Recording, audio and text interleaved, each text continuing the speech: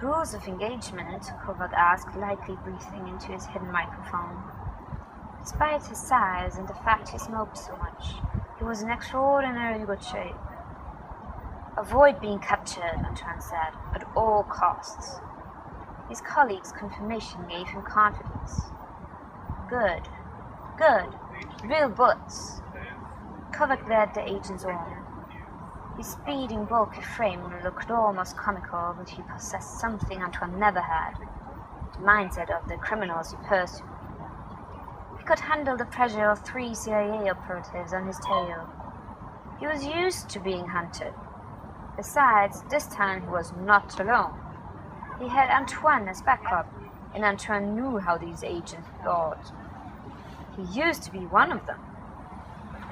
Antoine watched the agents narrow the gap while Kovac led them towards the riverbank and under a bridge. Kovac was now totally exposed and open, with no cover or witnesses. The time had come. Is there any more to this plan? Kovac asked Antoine as he stopped under the shadow of the bridge. Freeze, mister, the agent who spoke, reached into his jacket. You're wanted for questioning. Slowly turn around and lift your hands so we can see them. They approached carefully. Hands? You want to see them? Antoine heard Kovac's response. Wait a second, Antoine said.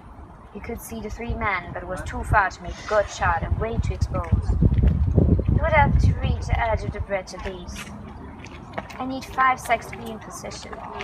Kovac chuckled into his mic, whispered, I can only give you 2. I'm not going to ask you again, the agent said. Kovac slowly turned to face them. Antoine sprinted down from the crossing, quietly keeping to the shadows of the trees from the street above. One more step and they would be in range. It appeared to divide in boats lying at the quay near this perfect kill zone. The agents stood side by side in front of him, with Kovac a few steps beyond. Antoine and Kovac had to act now. Antoine freed the Glock 19 from his shoulder holster.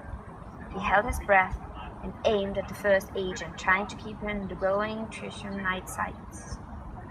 Now, Antoine breathed out. Adrenaline kicked in. He saw everything happen in slow motion.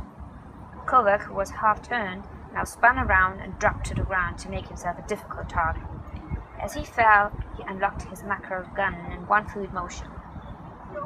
The agents immediately went for the guns. Thank you for watching. Be sure to download a free copy of Love is for Tomorrow Reunion on Amazon. Find Love is for Tomorrow on Facebook, and do not forget to subscribe. All the links are below.